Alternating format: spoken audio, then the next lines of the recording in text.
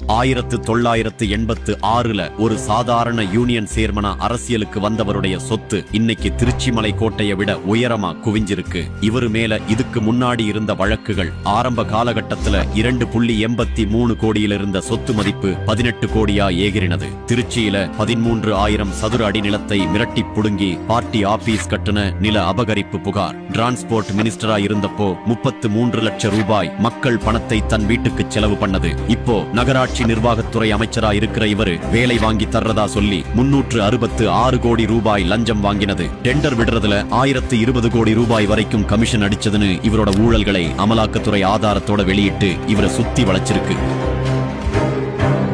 திருட்டு வேலை மட்டும்தான் பண்றாரான்னு பார்த்தா ரவுடிசமும் இவரோட ரத்தத்திலேயே ஊறி இருக்கு. கவுன்சிலரை பொது இடத்துல அடிக்கிறது, சொந்த கட்சி தொண்டரையே தள்ளிவிடுறது, பெண் மேயரை மதிக்காம பேசுறதுன்னு இவரோட அராஜகம் எல்லை மீறி போயிட்டு இருக்கு. நம்பி வாக்களித்த மக்கள் அடிப்படை வசதி இல்லாம கஷ்டப்படும் போது சுமார் 64,000 கோடி ரூபாய லஞ்சமா வாங்கி ட்ரூடம் போன்ற ஷெல் கம்பெனிகள் மூலமா மக்கள் பணத்தை தன் குடும்பத்துக்காக சேர்த்து வைக்கிறாரு. இப்படிப்பட்ட ஒரு கொள்ளைக்கார அமைச்சர்களை கொண்ட திமுக அரசு நமக்கு தேவையா? சிந்திச்சு பாருங்க மக்களே.